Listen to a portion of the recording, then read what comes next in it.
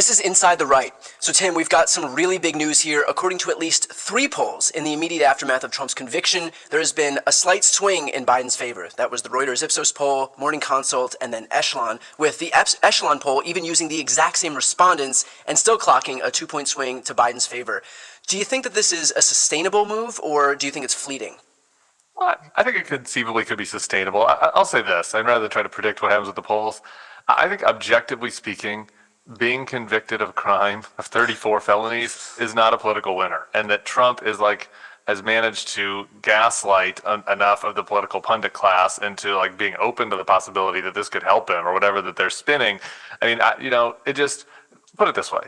I want everybody to imagine that back in 2016, James Comey had brought charges against Hillary Clinton, and that Hillary Clinton ended up being convicted.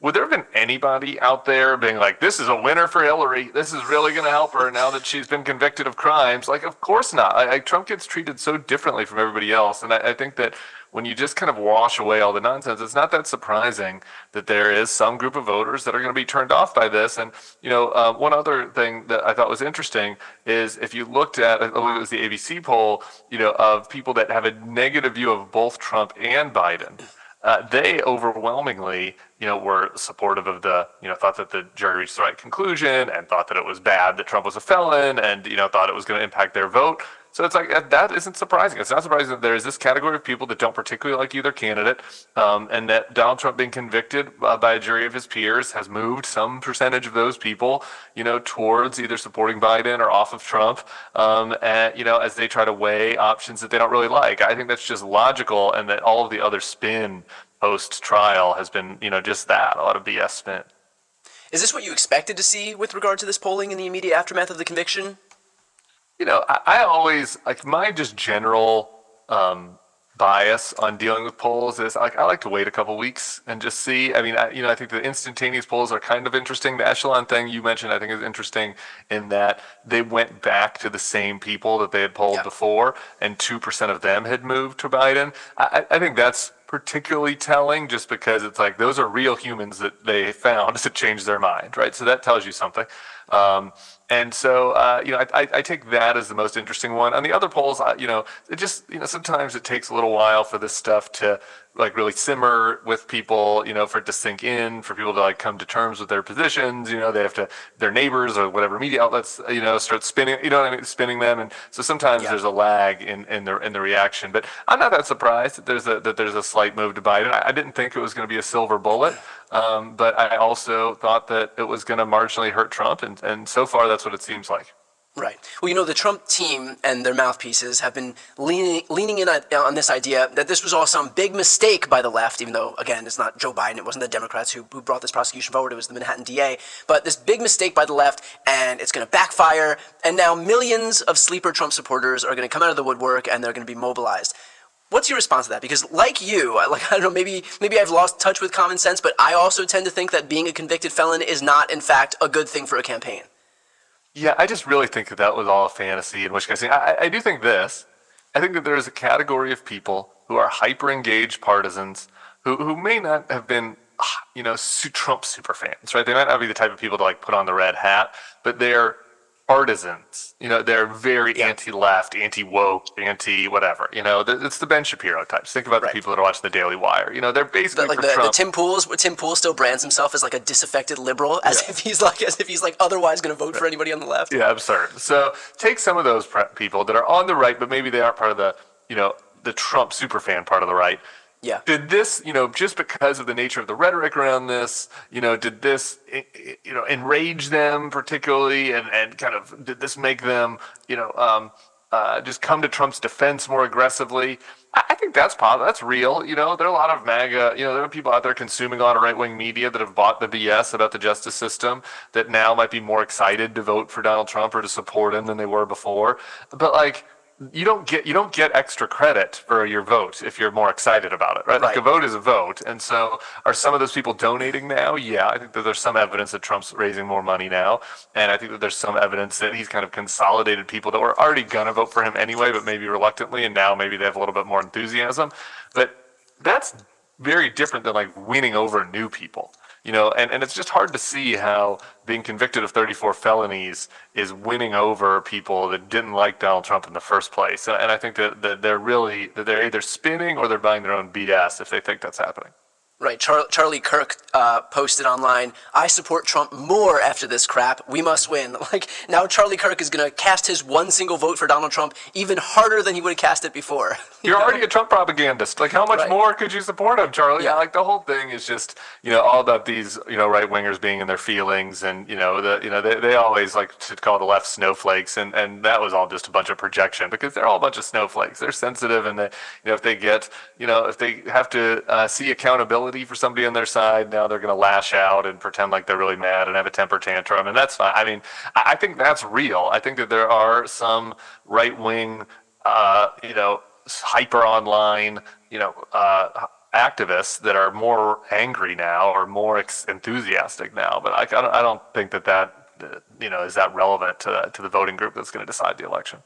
Well, what undermines their argument is that at the same time that they're decrying Joe Biden's weaponization of government, Joe Biden's son, Hunter Biden, is on trial literally right now, like literally today. So it's really hard to claim that Joe Biden is weaponizing the government against conservatives when apparently he's allowed the government to be weaponized against his own family. Like, do you really think that Don Jr. would have ever stood trial while Donald Trump was president? Well, I don't know. Maybe because he might have got a Dewey. Look, this is where I think the Democrats need to bang the drum on this. Sometimes the Democrats are a little bit too sensitive, and I think that there's some sensitivities. Biden himself, I think, obviously is not going to go out there and try to use his son as a political cudgel, but other Democrats can, and I really would like to be hearing from more Democrats that are rubbing this in the face of the rubbing Republicans' hypocrisy in their face and in the face of the public, and just be like, guys, these guys are selling you a load of bullshit. If you think that the justice system is out to get the Republicans, then why is the president's son on trial now? Why does he have another trial date on a different, crime in September? Both of which are kind of, not exactly, top level felonies. It's not like Hunter was out there stabbing somebody. And the gun crime, he should be held accountable for his crimes, but there was a paperwork violation.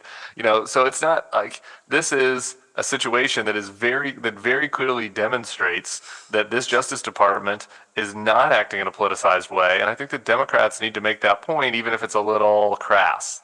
Well, to that point then, do you think that, more broadly, I know that Joe isn't going to talk about Hunter, but should Joe Biden be bringing up the idea that Trump is now a convicted felon? And I know the hesitation for him is that he doesn't want to lend even more credence to the optics or the narrative that he had something to do with it. But they're all blaming him for having something to do with it anyway. And so at this point, you can either say nothing and still get the same criticism, or at least just acknowledge this major glaring weakness that Donald Trump is contending with, the fact that he's a 34-time convicted felon, and still get blamed for it. So if nothing's going to change on the right, if they're going to launch the same attacks regardless, shouldn't he at least take the opening and at least just acknowledge it? Absolutely. I gotta say, I don't understand. I get the point they're trying to make, the David Axelrods of the world, who say that Biden should take the high road and should not play into the Republicans' hands by making this seem politicized. But the Republicans are going to try to make this seem politicized no matter what Joe Biden does. They're already doing it. They're already doing it, right? And with deranged lies and delusions about how Joe Biden ordered this hit on Trump, or whatever, he has no authority over the Manhattan DA. So to me, it's Joe Biden and it's the Democrats' obligation to make sure people know the truth and to fight back on this and to say, no, it's the Republicans that are lying about this. It's Donald Trump that is a convict surrounded by convicts. It is Donald Trump that is attacking the justice system. We are playing things fair and square. That's why my son, that's why that's why the Hunter thing, I think, makes a lot of sense here.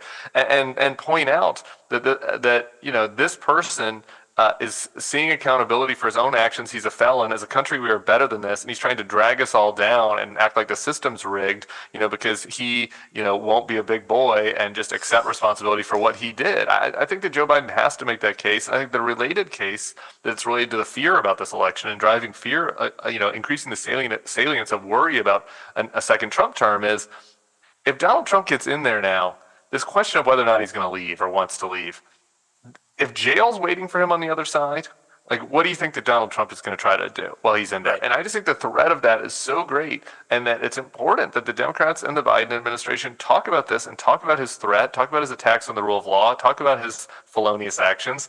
And if Republicans want to say he's politicizing it, well, whatever. They're going to say that anyway. And I just don't think that you can, let them game the system like this. You got to fight fire with fire. Right, perfectly put. Let's finish off with this.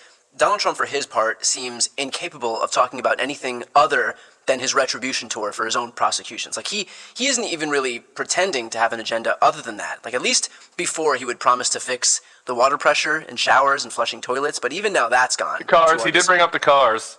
The cars, yes, yeah. But I mean, the water pressure was a big one, and that's gone to our dismay because that's an important issue. But do you think that that's going to have an impact on the folks who tune in later and, the low information voters, people who, aren't paying attention to politics, tune in September, October of an election year, and then all they hear is not 2016 Trump, and for all the issues that people have with Trump, at least he had it with some charisma, right? But now, like, that's gone. It's just replaced by this aggrieved, again, retribution tour by him. I think so. I mean, if he can't drive a message, there's some messages that could work for him with Joe Biden. I'm not saying that would be true or credible, but if you just look at the numbers, people are unhappy with Joe Biden about inflation and the border and stuff. If he could focus on that stuff, obviously that would be preferable than talking about, his own bloodthirsty desire for revenge and relitigating the 2020 election. I just don't know if he's capable of that. And I think that the big thing for Biden here, one thing is how Republicans are playing into this. You saw this week that 10 Republican senators said that they're not going to do anything this year in protest of, not that they were doing much before, but in protest of this verdict in New York. And to me, that should play into the Biden's hands and the Biden campaign's frame on this election. Biden's campaign's frame needs to be, we actually are trying to solve problems that are important to you. We care about you. We're responsive to voters' concerns. Maybe they don't love every solution they're going for, but Joe Biden is doing serious governing that's trying to address the issues Americans face in a bipartisan manner a lot of times. Trump only cares about himself. Trump only cares about staying out of jail. Trump only cares about his own narcissism. And the Republican Party only cares about serving Trump and Trump's narcissism. And I think that is the right frame for Biden in this election year. And I do think that over the past couple of days, at least, the Republicans have been playing into his hands on that a bit. Well said.